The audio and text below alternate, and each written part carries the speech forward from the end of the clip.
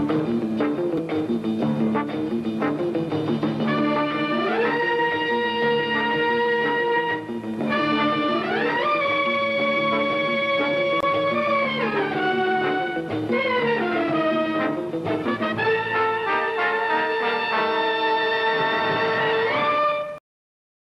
hello again. This is Buck Benny speaking. Welcome to another episode of our Jack Benny Special Summer, where we're presenting Jack Benny specials. This wasn't really a special, but it was a special appearance by Jack, and it's following in our timeline. We presented the specials from 1959, and then I don't think there was any real specials in 1960, but 61, we have two that we're presenting for you. This first one is Jack appearing on a series called Checkmate, and it's an interesting series. I enjoyed this episode, and I think I almost want to see more. Well, I do want to see more episodes of the series. I just don't know if I want to pay the $39, but it's but it is a Jack Benny friendly price out there on Amazon. So if you want to get this entire series and this episode in much better quality, right? Then you can buy the DVD that's out there, and it's ran 2 seasons. So we're saying about 70 episodes. So it's about 50 cents an episode or something. That's not too bad of a price. Wow. You present it that way. That is, see, that sounds very reasonable. Anyway, the series stars Sebastian Cabot, who we, of course, know from Family Affair. And it also... You know, I actually know him from The Jungle Book. I immediately recognized his voice as the Panther Bagheera. Yes, that is exactly right. He also does the narration on all of the Disney Winnie the Pooh shows. So he's the one who's the narrator. So those are probably his 3 most famous things that he did, 3 or 4. And then Checkmate for 2 years. He did this one. But go ahead, John. In the new one, it's John Cleese. So I don't know if John Cleese is doing a Sebastian Cabot impression, but... Yeah, see, I don't watch the new ones. I do old things. That's all I do. So. But in that, I think it was 1970. I want to say 73 that right around that time frame that the original came out, and that was, of course, his narration. Anyway, I always liked him as an actor, so I like seeing him in this. And then Doug McClure's in this as well, and Doug McClure has done lots of movies, lots of television, so he's neat having him in this series as well. And Jack, it's not a small guest part by Jack. I mean, he's throughout this whole episode. A lot of times I'll have a guest person, and they'll be on there for 20 minutes, 15 minutes of the episode, but he seemed like he was in every other scene or something, so he was in a lot. Anyway, let's chat about it, and we'll go from there. So, Kathy, what did you think of this, and do you know any additional information about what was going on and why Jack was on this series or anything? Well, perhaps because of the J&M production company, the Jack and Mary production company produced this series. So maybe that's why they wrote him in to a larger part here. Who knows? Or it's just delightful. I found this is a really sort of time capsule of early 1960s, everyday kind of, every day of the week kind of programming for the early 60s. I was impressed with the slow pace that I constantly wanted to hurry up because I'm unfortunately a child of the more recent TV shows and movies and ads and everything that goes so much faster. But I thought Jack was delightful as Jack Bowen, not Jack Benny. If good ears and eyes will also find Tina Louise, who would soon become Ginger on Gilligan's Island. She plays the coordinator of the parade and Queen and Princess Festival. That was nice to see her. I never in a million years would have recognized her. I thought the low cut gown and that. When I was a kid, Ginger was just a dress and eyelashes, and she doesn't have either of those in this. Well, she has clothing, but well, that's true. But she doesn't have that sort of iconic. And there was one strange anomaly. Why, when they were coming up to New Year's, why did they count up to 12? That's what I was wondering. Back to 1. So, just I don't know about you. We always do that every year. That's the way we do it.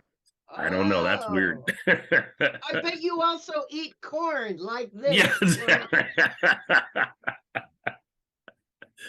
Well, when they were counting up, I didn't know when they were going to stop or why. exactly. What's going on? This I is don't know.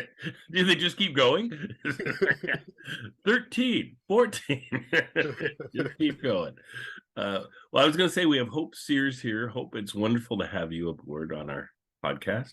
So, Hope, what were your thoughts on this one? Had you seen it before? And I have not seen either episode that we've looked over the past week before, so this one was quite, and I like this one probably the best of the two.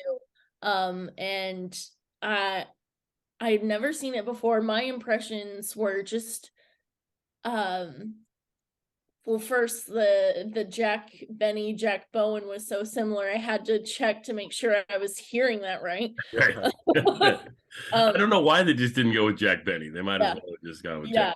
I mean, he's essentially playing himself, so yeah. Exactly. I was a little confused onto that, but the other thing that really struck me is like just the plot of it being a going down a parade, and just how eerily similar it was to like the JFK, and this is before JFK. Right. And 2 years so before, yeah.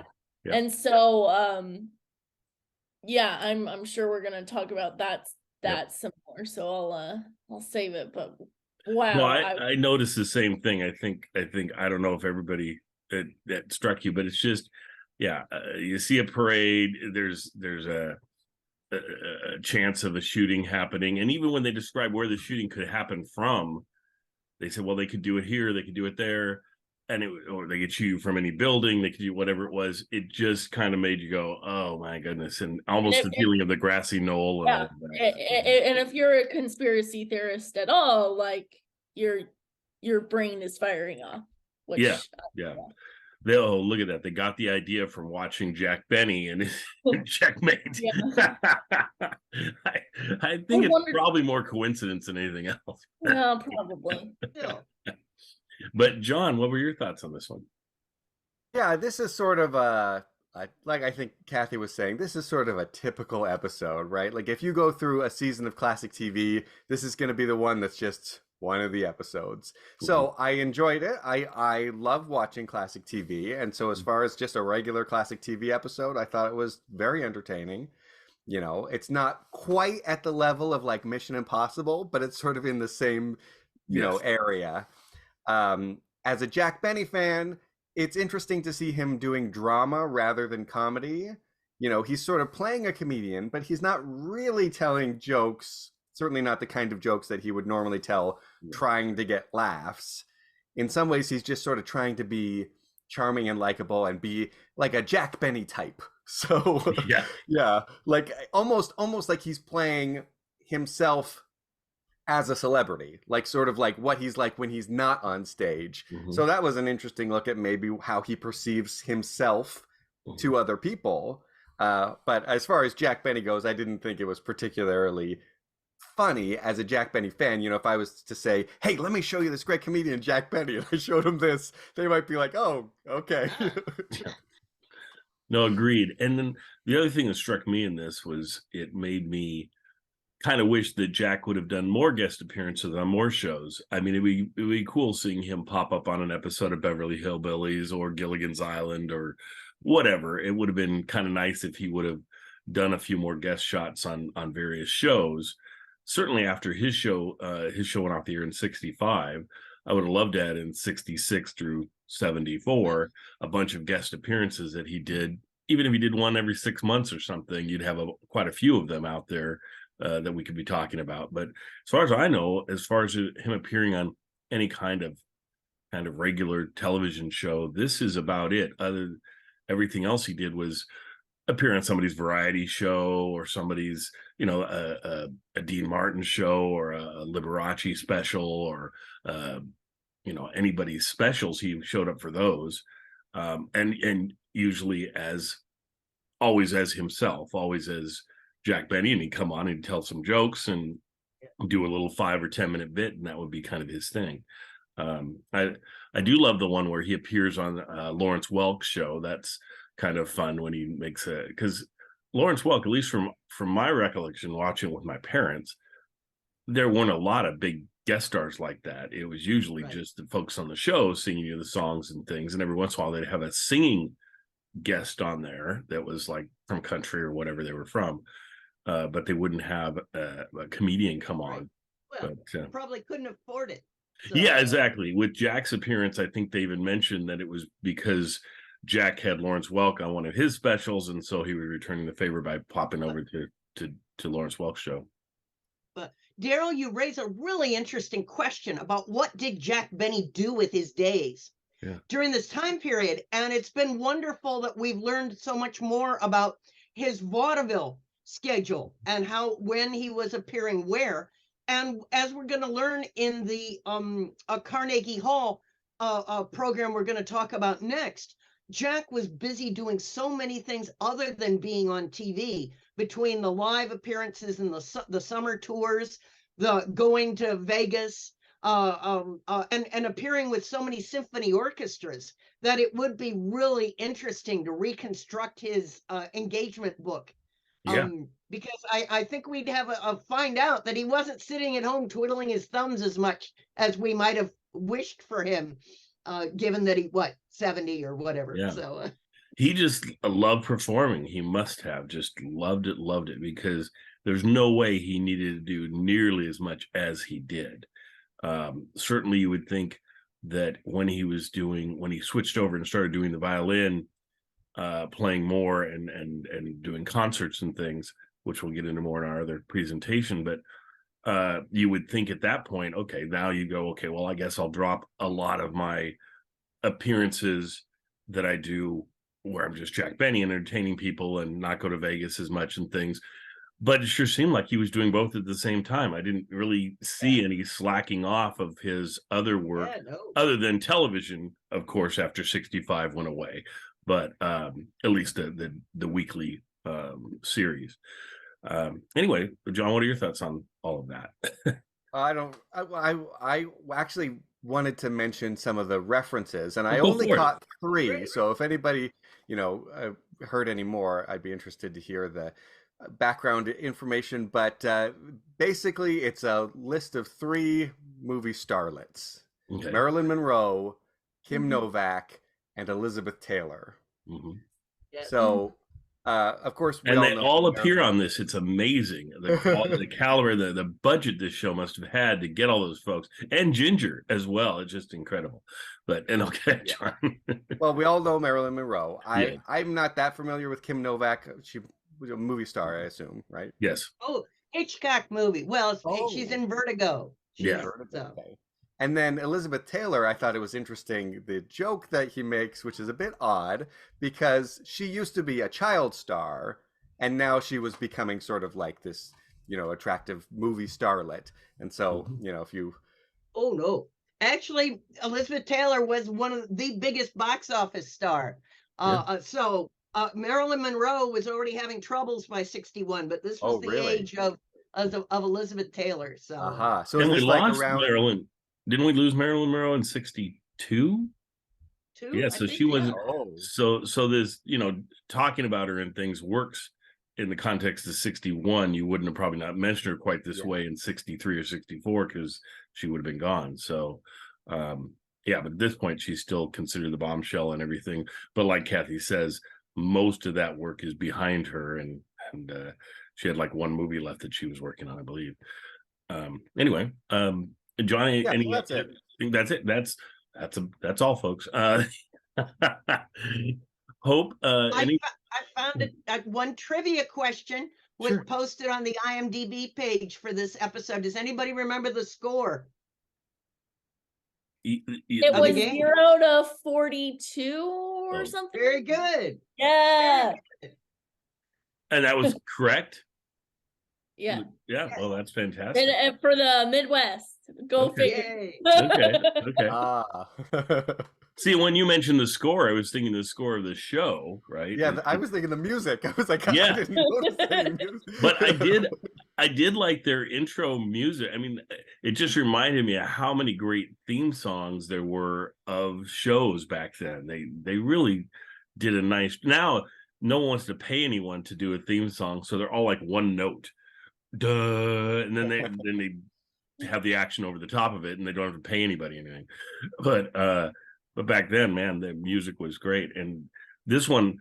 I think I'm going to move the music to the beginning of our show instead of our normal intro music. And so we have that kind of going in. I thought it would be fun. So we'll see if I get the time to do that. But anyway, anything else, Hope, that you noticed or liked about this? Or yeah, no, it's just really more like I was just so struck by it, like all of the parade scenes and stuff. I was just kind of like in awe of all of that.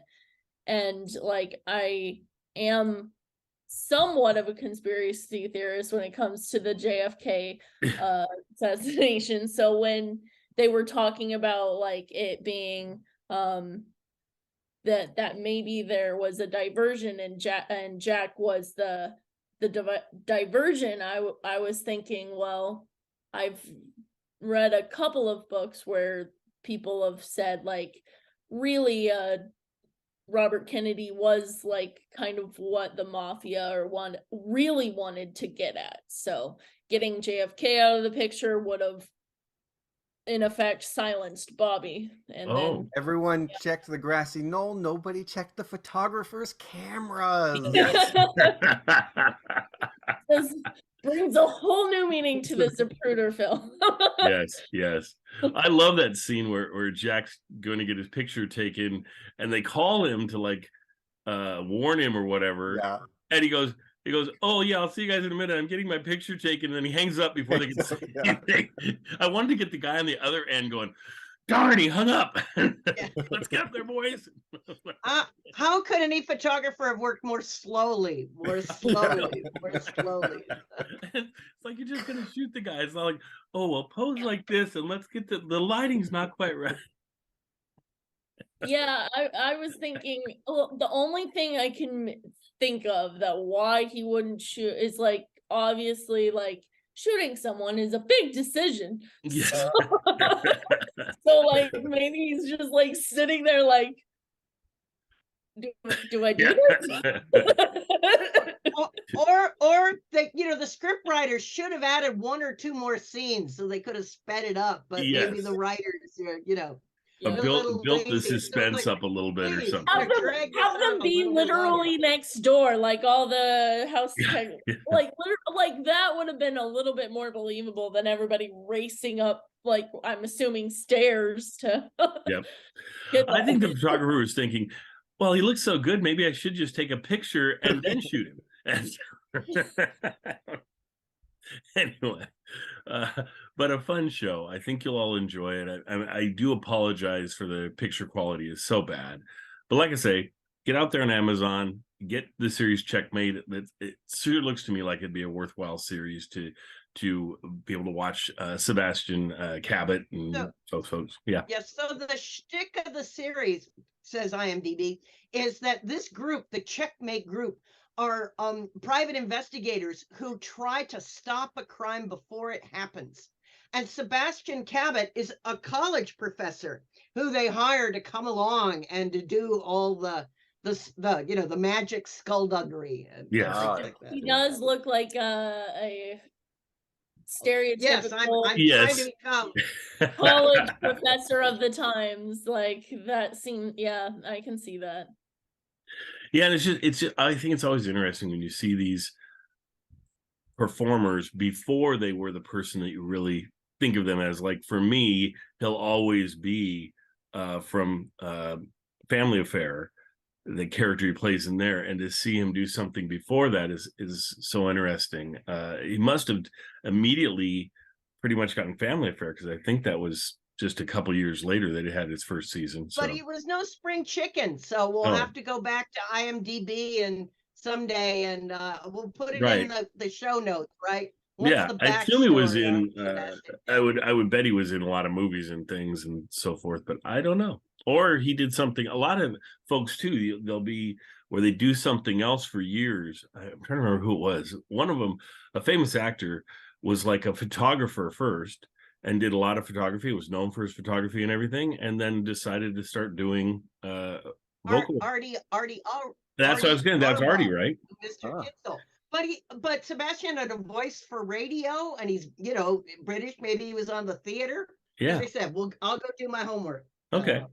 Anyway, we'll let him go at this point and enjoy the show. So enjoy this episode of Checkmate with Jack Benny as the guest star from 1961. And we'll see all you folks next time. Thanks, guys.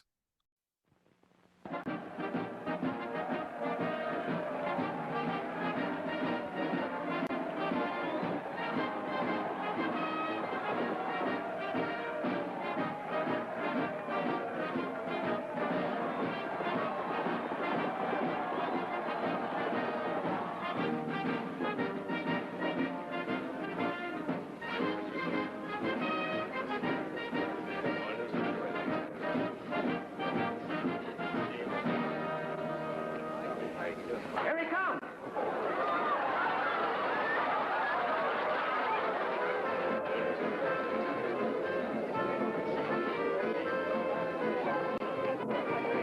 Welcome, Mr. Bowen. Welcome to the Pioneer Bowl game. Thank you. Thank you very much. Let me introduce you to the Queen and her princess, Miss Bethel Adams. How are you doing? Congratulations. Thank you very The much. princesses? Hello. Say hi. Hi. Good to see you. Hello. Hello. Nice to see you. Well, nice to see you. Thank you. Thank you very, very much. Hello. Hi, Charlie. How are you? Fine. Oh.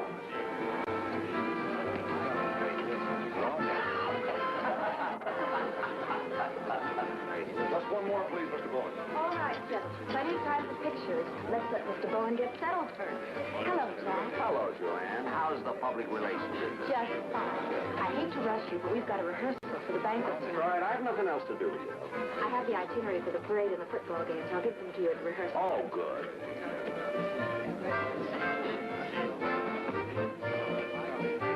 Hello, Jack. Hey, Don. What are you doing in town? Down for the game. I read in the paper that you're going to be Grand Marshal. Well, it's a very worthy cause, and it assures me a good seat on the 50-yard line. Why don't you give us a call? We're in Bungalow 3. I'll do that. Here you are, Mr. Bowen. Bungalow 6. You have a pleasant stay. Thank you very, very much. Well, so long, Joanne. Bye-bye. See you later.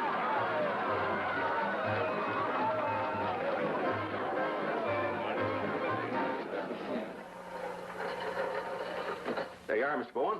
No, thank you. Here you are.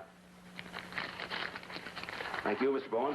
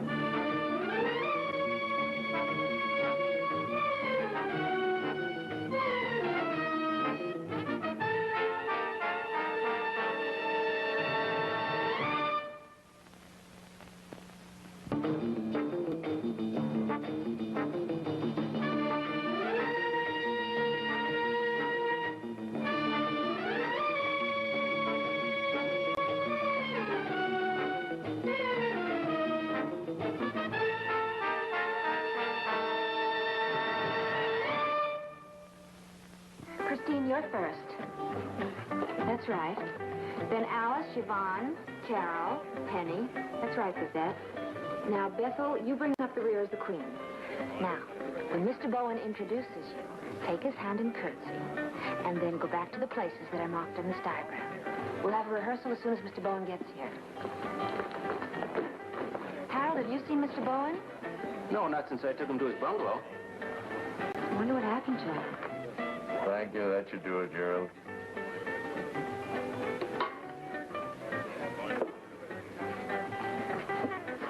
sorry for keeping you waiting like this, Mr. Emery. I can't imagine what happened to Mr. Bowen. Oh, that's perfectly all right. He just got in. He's probably freshening up, huh?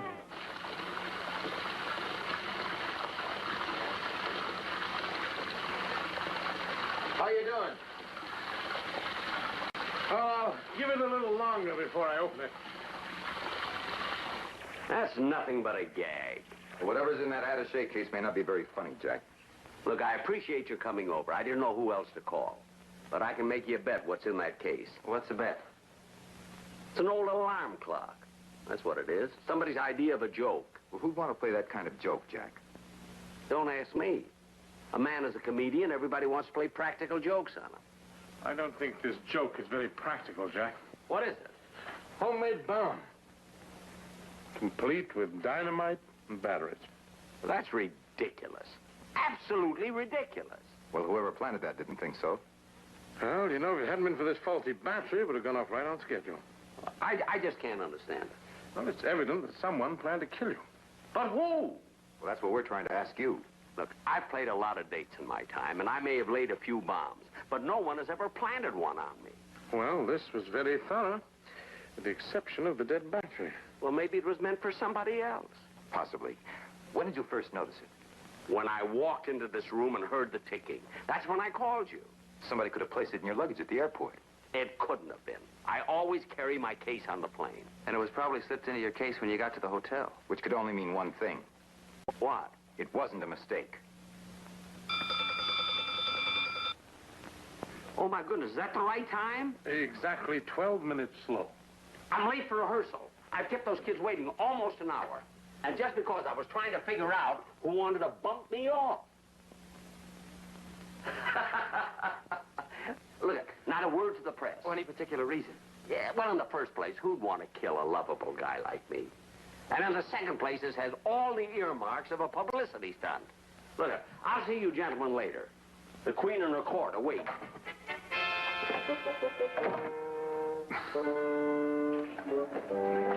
Here he comes. How many years is it, Jack, you've been coming to the Pioneer Bowl? 21, but make it 12. You trying to break a record, Jack? I never turned down a complimentary ticket in my life.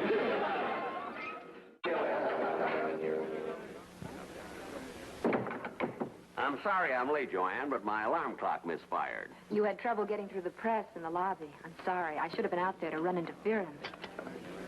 You're off limits, mister. Oh, that's all right. Let him take one. Go ahead, son. Here's a free one. Thank you very much, Mr. Bowen. That's enough, boys. Oh, what's the difference? They're cheaper by the dozen, you know. Well, I think it's about time that the two grand marshals got acquainted. Mr. Bowen, Mr. George Emery. Well, Mr. Emery, I've certainly heard a lot about you.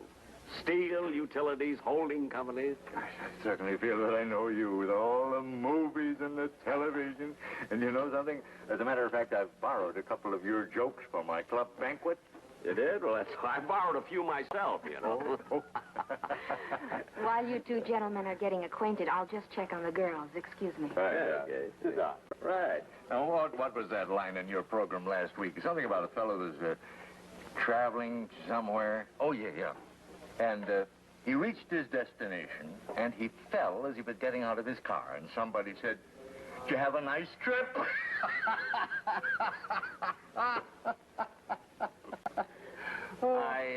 I don't think I had that on my program. It was a riot, really. Tell me, Mr. Emery, what do you think the stock market will do this month? Oh, there'll be a certain amount of profit taking, but on the whole, it'll be pretty stable, I think. I hear you're going to do a new movie. Well, we start shooting in about a month. You know, my stockbroker was talking to me about Kellington Incorporated. What are the possibilities? Promising. Who's your new leading lady? Well, we're still casting. Would you recommend Kellington? Oh, yeah, there's a pretty good earning record. Look, is it true that Marilyn Monroe wants to play opposite you? Well, Excuse me. I'll try. I'm looking for a Miss Dunn. Joanne Dunn? That's right. I hear she's the boss lady of this whole operation. Well, nothing as elaborate as all that. Just a public relations director. Oh. Well, either way, where do I start looking? Don't bother. I'm Joanne Dunn. Well, if it's all the same to you, I'll keep on looking. Well, if there's anything that I can help you with, relative to the Pioneer Ball, that is. Well, I like to volunteer for the parade. Have you any experience? Well, I've had experience in public relations. Where have you worked? New York, San Francisco. Why don't you give me a try? We're pretty well booked up, Mr. Sills. Jed Sills. I appreciate your offer, Mr. Sills. I'll take it under consideration. Well, I was hoping for something a little more definite. I'm sure you were. Now, if you'll excuse me. Oh, yes, Kim Novak is just as beautiful off the screen as she is on. You know, my wife will be positively delighted to get all this information firsthand. Do you know Elizabeth Taylor? Ever since she was a little girl. Oh, marvelous. And? She's not a little girl anymore. Not a little girl anymore. Now get that. Put it all down. I want it word for word. Getting back to Kellington. Is she in pictures? No, the stock we were talking about. Stock. Oh, yes. But I'd hold off for a while if I were you, Jack, and let them get their feet wet first. Look, here's what I think you ought to do. I started to give her my background in public relations, and after 3 sentences, I forgot what I was there for. Well, what did you discuss? I don't know. I kept asking myself why she wasn't queen of the court instead of the power behind the throne. The answer's quite simple, really. She was queen the year before last, hence I gave her the job. Now we tell them. Well, we're in fine shape. As Carl pointed out, there are 200,000 people down here for the ball game and the parade. Mm-hmm. And every one of them a potential killer of Jack. 200,000 to 1, that's pretty rough odds. Why don't we shorten them? How? Well, for one thing, you can knock me out of the box. I don't want to bump them all. You better keep working on it. I plan to. Yeah, I once went for the public relations lady. We were almost married. Oh, what happened? Oh, she had a public sampling taken. See what? Public forms made out as to the advisability of marrying me. You lost? Yes. Oh, but I did considerably better than Dewey in the South and in the pivotal Midwestern cities. I might say I blew it on the farm. Doctor, are you sure you're ready for this New Year's Eve party? Oh, I'm looking forward to it. Not so much to wish the new year in as to say goodbye to the old one. Here. Where?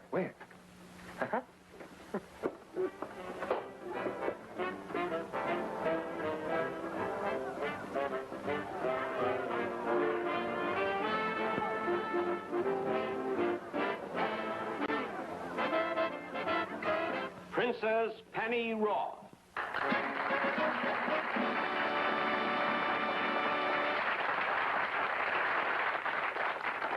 Princess Babette Optograph.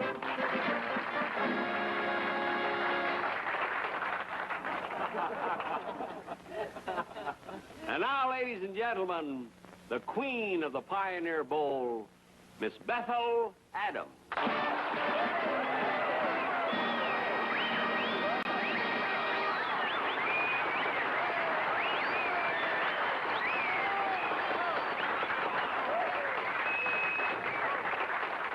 Well, now, tell me, Miss Adams, how does it feel being the queen of the Pioneer Bowl?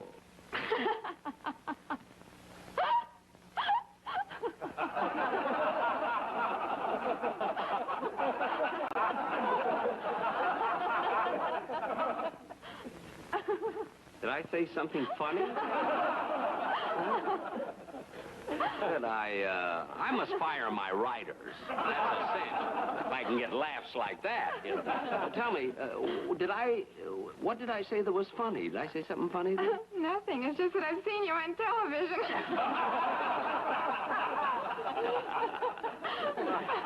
Well, I'll not only fire my writers, but I'll hire you as an audience.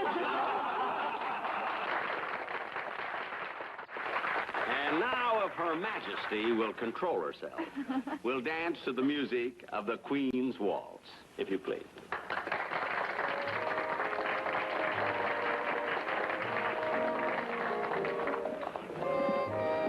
It's a very interesting profession you're in, Mr. Bond. Very interesting. Well, Mr. Emery, I see you've made another merger, huh?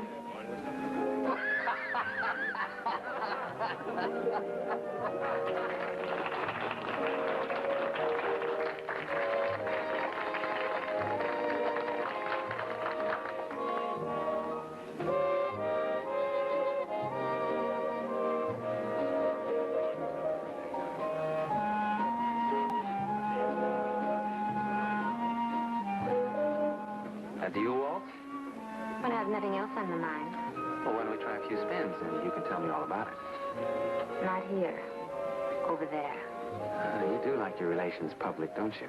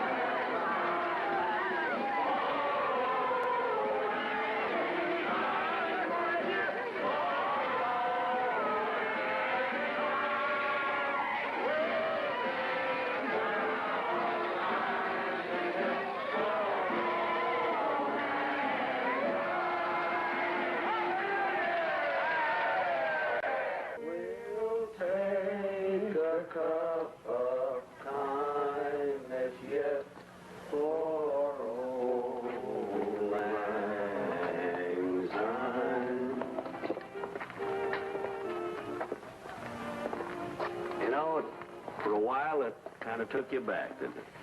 Quite a while. Yeah. Boom, boom, bumpy, bumpy. Happy New Year, Jack. Happy New Year, Doc. And don't forget to lock your door. I won't, don't worry. Good night. Good night.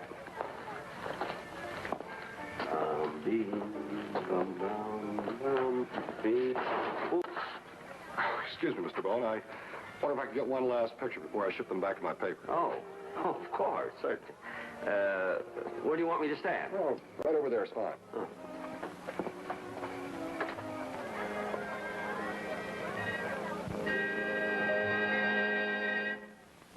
Oh, there's Mr. Bowen. Come on. Mr. Bowen, would you please autograph my horn for me? Oh, certainly. Mary Lou. To Mary Lou, okay. Hey, this young fella's been waiting. Let's have to take a picture, huh? Oh, no, I'd rather have one of you alone, Mr. Bowen. Oh, you've taken hundreds of me alone. Now, look, this is New Year's. Let's celebrate. Come on, son, shoot. But, seems to be jammed. Well, we'll get it tomorrow, huh? Good night, kid. Thank you for the autograph. You're welcome. Happy New Year. Happy New Year. This is the New Year. You should get yourself a new camera.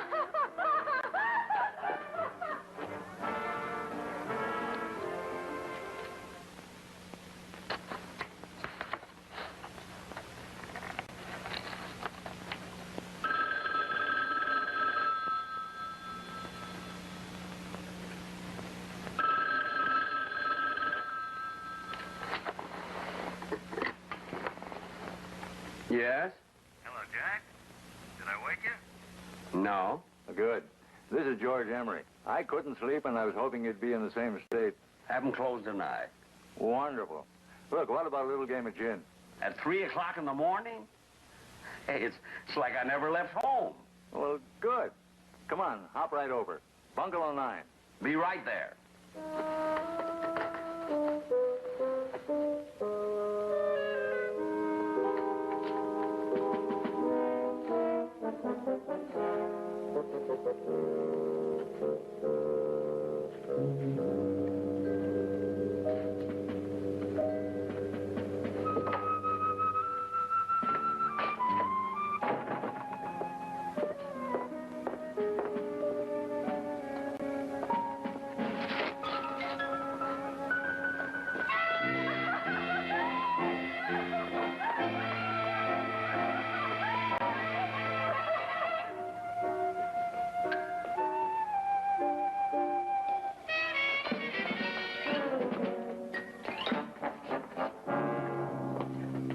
Yes, I got it.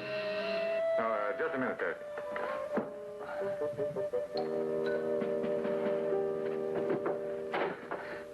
Well, Jack, you're all out of breath. Well, I ran over. Exercise, you know. Come on, take a chair. I'm right in the middle of a long-distance call. It'll only take me a jiffy. Go ahead. All right, Chester. Yeah. No. Look, no, I don't want to dissolve that company. I know I can get $10 million for it. That is not what I want.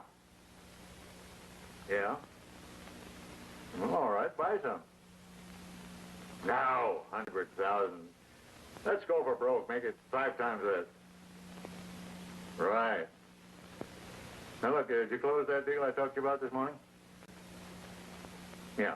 And 3/4 of a million. Right. Well, call me as soon as the market opens, huh? Right. Good night, Tasking.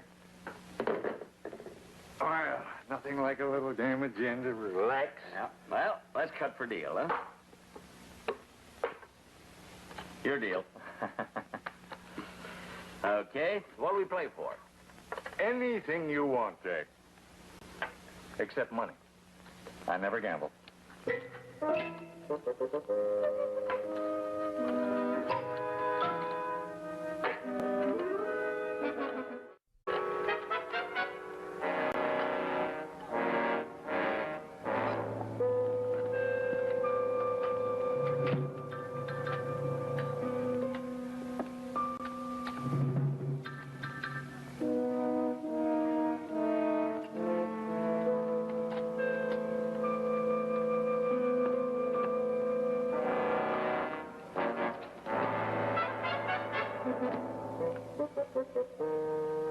Now, that's why I never gamble. We've been playing for money. I'd owe you over $1,200. Pity. Who do you like for the game tomorrow, Jay? Well, being a betting man, I'd have to go for the Midwest. Born there. You know. Great part of the country. Wheat fields, dairy, farms. Gosh, I forget what a farm looks like. My whole world is telephones and ticker tapes. Same as mine. 2 coasts, Hollywood and New York. Sometimes you forget there's anything in between. Well, good night, George. Good night. You know, I probably won't sleep a wink thinking of all the money you could have owed me. Yeah, and on the other hand, I'll snooze contentedly thinking of all the money that I've saved. Well, Happy New Year, George. Happy New Year, Jack.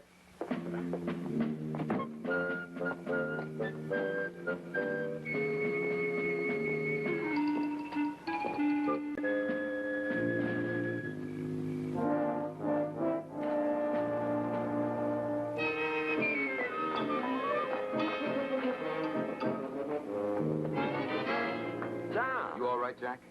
I thought somebody was following me. I was.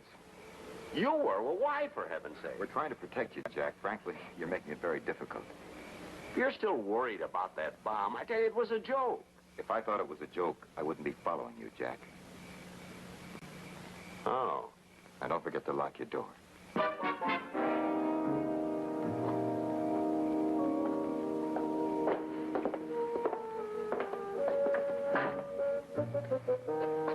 Good night, Don. See you in the morning.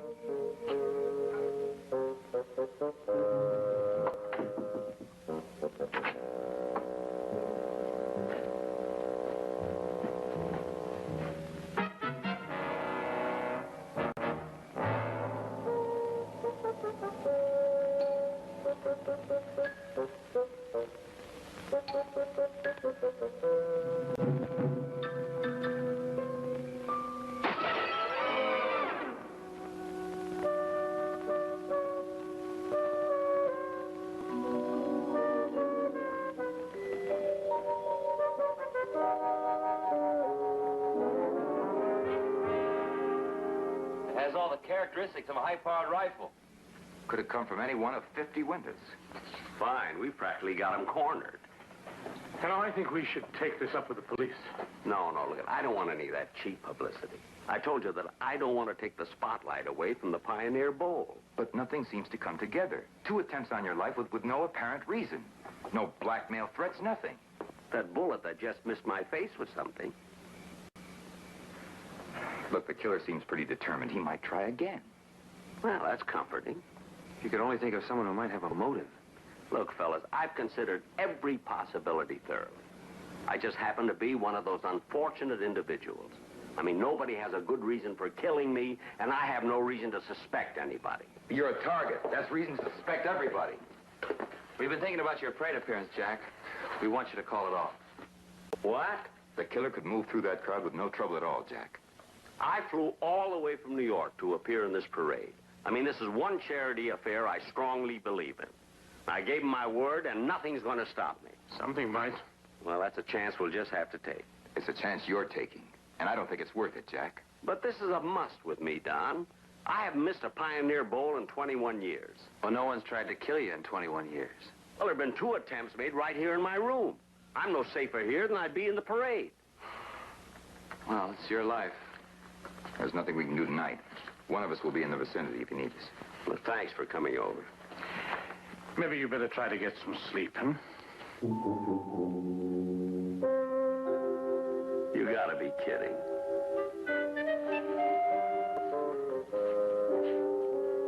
Well, that parade route you gave me, it's just a list of streets.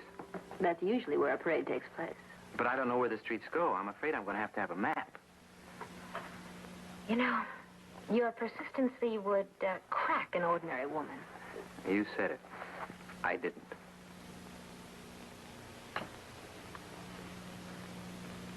Checkmate. You've heard of us? Yes. I tried to get your help without you finding out, but you wouldn't play. Now I'm leveling. What is it, Mr. Sills? One of your headliners had 2 attempts on his life today. That's impossible.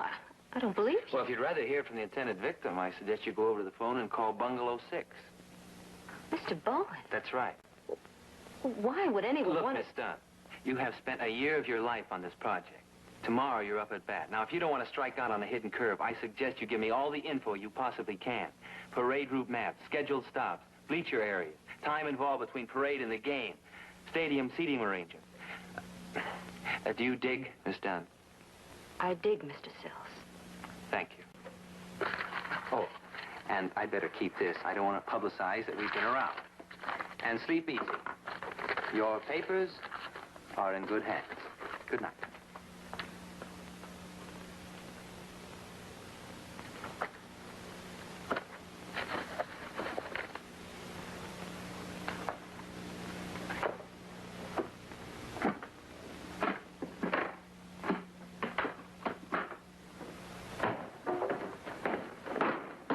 Excuse me. Yes, Are you one of the photographers? that's right. I'm sorry. I don't recall your checking in. What paper are you with? The Pittsburgh Times. Oh, I didn't know we had anyone here from Pittsburgh. Do you have your card with you? Well, I don't have it with me. It's in my other camera case. This is just my tripod. I left it in my room. I can get it for you. No. Don't bother. Just give it to me in the morning, will you? So I have you on my list. Sure thing. Good night. Thank you. Good night.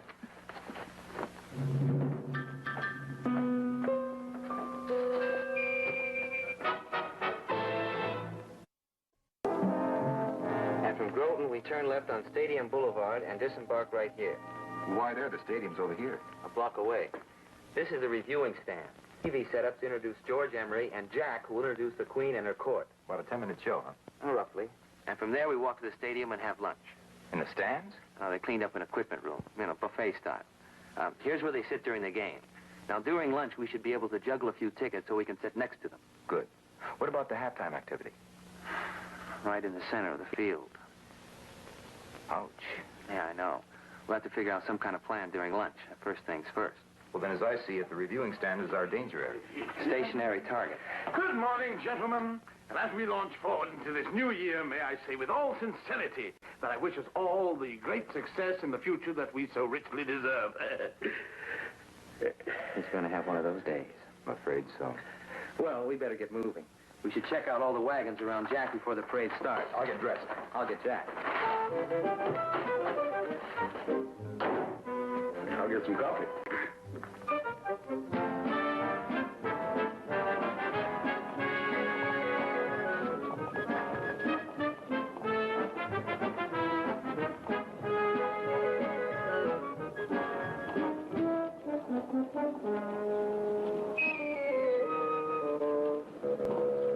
Good morning. Good morning. Good morning. Oh, where would Mr. Bowen's wagon be located, please? Directly in back of the Queen.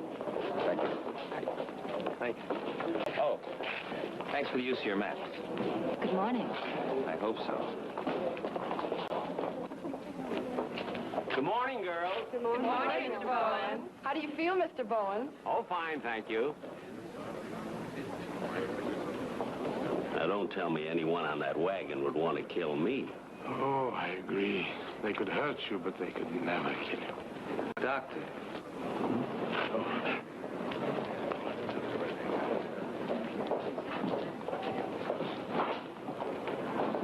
Don, I don't think there's any need of all of this. Just an idea, Jack. Well, what do you expect to find? Maybe something like this.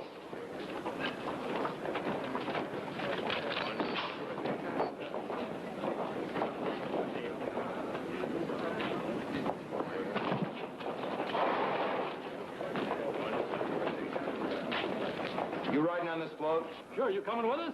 I'll ask the questions, you answer them. Jack, have you ever seen this man before? No. Well, I sure seen you. Oh, where? Well, I never miss one of Mr. Bowen's programs. Say, Mr. Bowen, I wonder, would you give me your autograph, please? What are you doing with the rifle in the tent? I never seen that before in my life. Say, Mr. Bowen, I got a couple of kids. They sure appreciate that autograph. Well,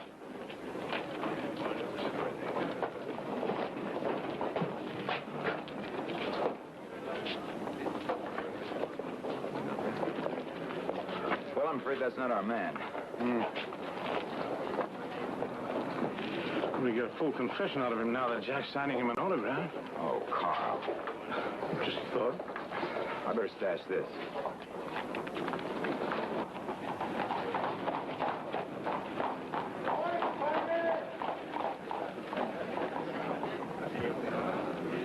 well, no sidearms, eh? No, don't carry him. Got an itchy finger. Beautiful day for a parade, isn't it? Yeah, I don't know. There's just something about a parade that just makes me feel good. Like when we were boys, you know, and the circus came to town. You remember those days? Long ago. If anybody had asked me then what I wanted, I would have never thought of building empires and merging companies. I tell you, the greatest ambition that a boy could have would be riding in a parade. I know that feeling, and you never lose it. And as you just said, it's a beautiful day for a parade. Good morning, Mr. Emmerich. Morning. You'll take the parade route directly to the reviewing stand. The television camera will be on you as soon as you start. I'm sure that you'll be able to cope with it from then on. Now, if there's anything else that... Just one thing. I'd like to talk to Mr. Bowen for a moment. Jed, I don't want anything to interfere with this parade. Please, Mr. Sills, we'll be late. Jack, it's very important. Well, excuse us a minute. I'll be right back. All right, fellas, what is it? You ride in that buggy, Jack, and you may never reach the end of the parade.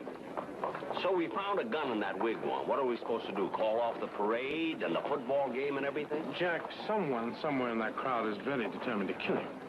Look, it could be a shot from a rooftop, a tree, behind a signboard. Well, you name it. Look, I appreciate your concern, fellas. Really, I do. But I gave him my word I'm going to be in that parade, and that settles it. I'm sorry. All right. Everybody ready?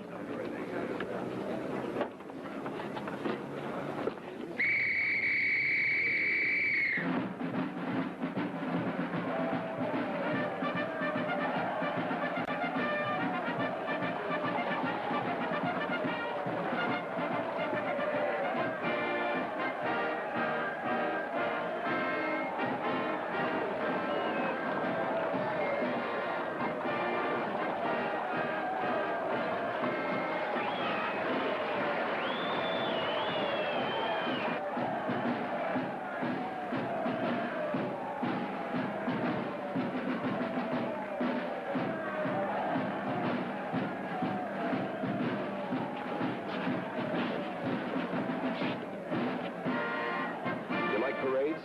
I don't know, Don. There's something awfully open about them. You can shoot from there or there. There? Okay, all right. Never mind.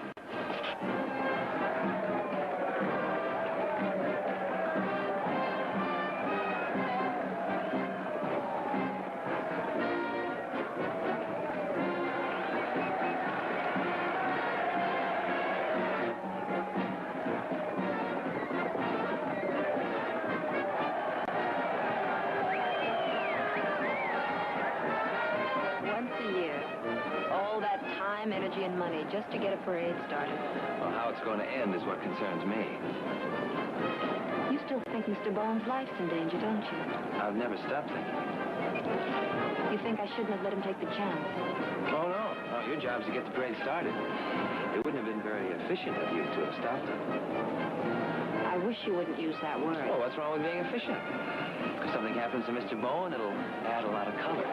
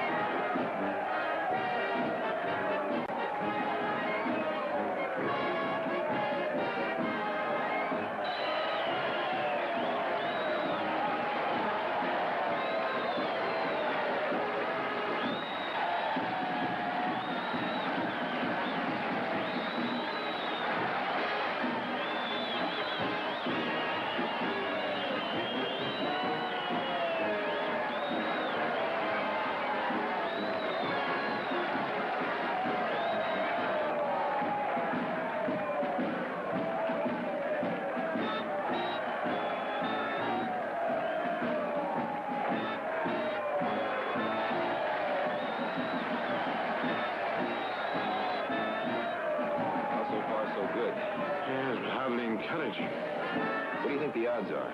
Well, there's an old betting expression about taking it off the boards. I think it's about right. Just standing here, not being able to do anything. Well, we can always dash over when we hear the shot.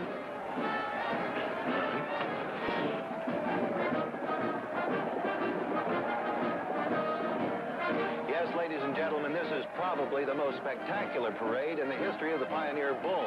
It seems to get bigger and better every year. And now, down the middle of the street in the line of parade, the Queen's Float.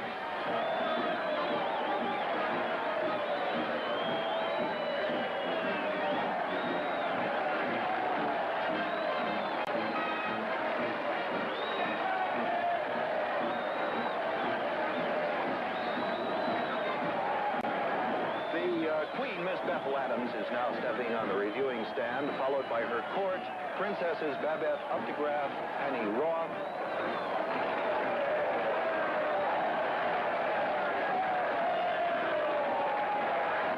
that roar you just heard was the arrival of Jack Bowen and Mr. George Emery in their pony station wagon.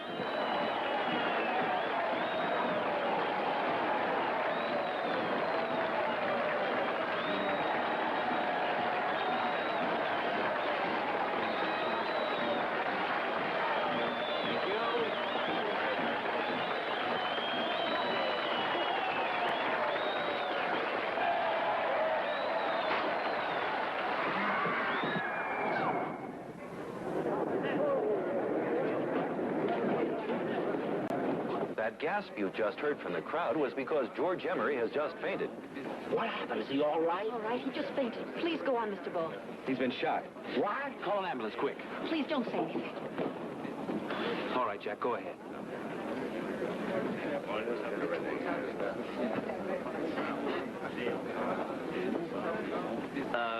A funny thing happened to me on the way to the game.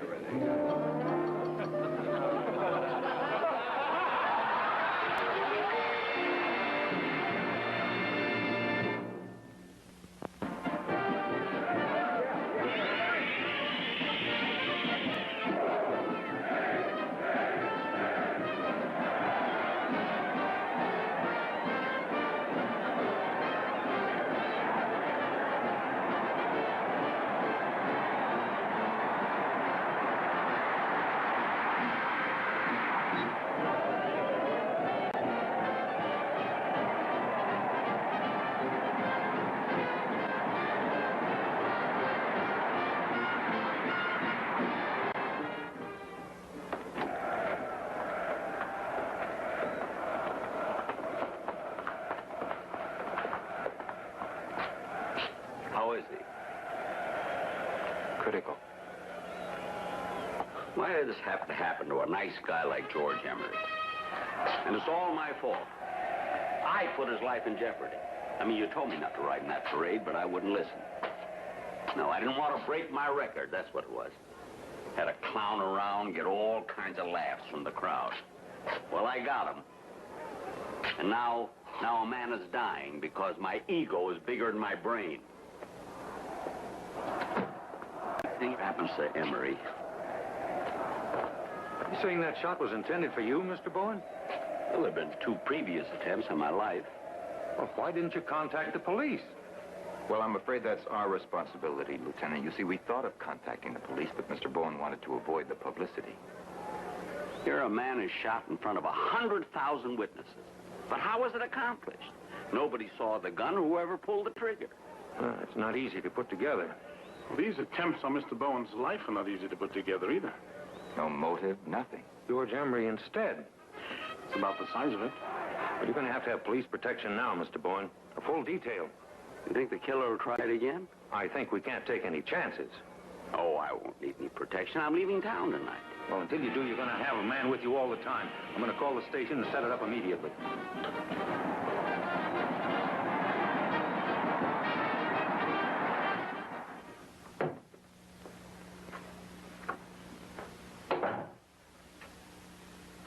How's Jack? Disturbed. He feels responsible for what happened to Emery. If he hadn't been on that platform, it wouldn't have happened. Yes, that's a theory I've been working on. What's that? Well, there have been several rather clever attempts on his life, Jed. All of them near misses. It seems incredible to me that anyone who was ingenious enough to plan all these attempts should fail his purpose. What are you trying for, Carl? You look, Don. You know, we've been conditioned to believe that Jack was the intended victim. Now, suppose someone wanted to make it appear that Jack was going to be killed. Well, for what purpose? To conceal the fact that George Emery was the real target. That's an interesting idea. Well, let's go back. Now, take the bomb with the defective batteries. A determined killer would certainly have examined those batteries. And the shot through the window. Lots of time. Why'd he miss? And the rifle in the wagon. Well, who was going to fire it? Well, surely not the Indian autograph seeker. The gun may have been left there purely for effect. To complete the picture. To serve as a reminder that Jack was the intended victim, not Emery. Then when Emery was shot, it would look like another attempt on Jack's life that failed. Forest for the trees. As I said, we've been conditioned to believe one thing. Now, if Emery had been shot without any attempt being made on Jack's life, we would presently be searching for the obvious killer of Emery. Maybe we ought to try it from that angle. Yes, you know, perhaps we ought to explore Emery's background, see if anyone had any motives. Jed, you get on the phone. See what you can find out from Emery's associates. Get a list of names and numbers from that male secretary of his. He's probably at the hospital. Carl, you contact Miss Dunn. Get a copy of the parade map. See if you can pinpoint the shooting position. I'm off to the newspapers for a look at their files. I'll get the map for you from Miss Dunn. Well, this could develop into a long night. If you had any other plans, I would suggest that you... Cancel. Excuse me. 5-4. Yes. Yes, that's right. Oh, thank you. Thank you very much. Bye. Well, to conclude a cursory check of Mr. Emery's associates, he's a fine man. Hasn't an enemy in the world. Oh, that makes him unique. I've never known a man without enemies. You turn up anything? Nothing tangible. Well, I think I found something rather interesting at the newspaper. About 3 years ago, Emery bought a company, a small company, from a man named Cole. According to my information, he bought up a lot of companies. But this has a certain distinction. 3 weeks after the deal was made, Cole killed himself. That's colorful. Cole lived not too far from here. Here's his address. Now, why don't you get on your bicycle and see what you can find out from his wife? Right. You and I better have a talk with Jack, huh? Come on. I don't understand. If our theory is right, there'll be another attempt to kill you. But why? The killer is trying to commit a motiveless crime. The shooting of Emery was supposed to look like an accident. But now we have reason to believe that he will actually kill you. With you dead, it would validate the fact that Emery was shot by accident. See, now the killer will have taken his plan full circle, Jack. You will appear to be the victim, not Emery. It looks like I'll need this police protection after all. Well, while you're here, yes. But there's no guarantee where he'll try again. He could follow you back to New York. Gee, that's nice. Jack, we're working on an angle. If we could find out who it is before you leave. That's a good idea. Now, Emery's off the critical list, as you know. However, we've let it be known that he's dying, so the killer will think his shooting was a success. If it works, he should try to get to you. Unless we get to him first. So be very careful, and don't leave your police guard. Oh, I wouldn't think of it. The bullet couldn't have been fired from too far a range. The police said he was shot with a .38. So the shot had to be fired from a radius of about here. What people were in that area? A few officials, policemen, TV cameras. It's not a whom could have fired the shot without being seen. Wait a minute. There were some photographers in the area taking pictures. So they were.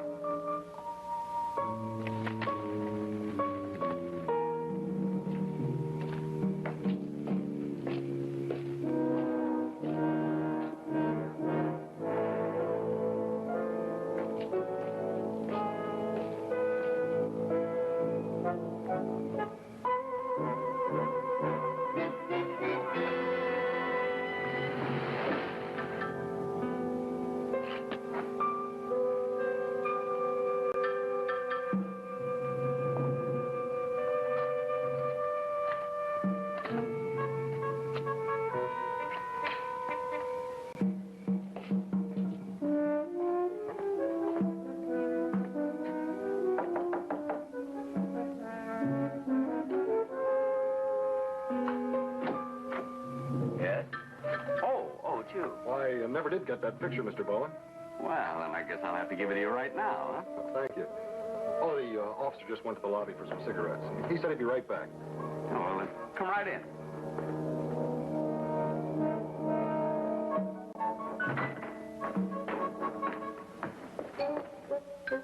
Is right here okay? Right there is just fine. Good. Hey, wait a minute. As long as this is for your paper, I might as well get my coat. Well, that isn't... I'll be right back. Just take a second. I just saw Mrs. Cole. The newspaper story checks out right on the button. However, when Cole took his life, Emery offered her money, return to the company, anything to rectify what happened. She refused, but not at all vindictive. But not so her son, Arthur. I didn't get to see him. He was at the game and hadn't come back yet. But I did get a picture of him. Here.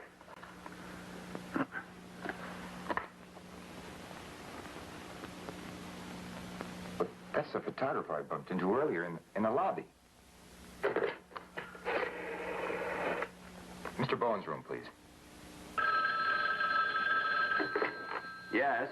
Jack, can you come right down here? I think we've turned up something. Oh, great, Don. I just got to give a photographer one picture, and I'll be right over. A photographer is taking his picture. Now, here we are. Well, go ahead, son. Shoot.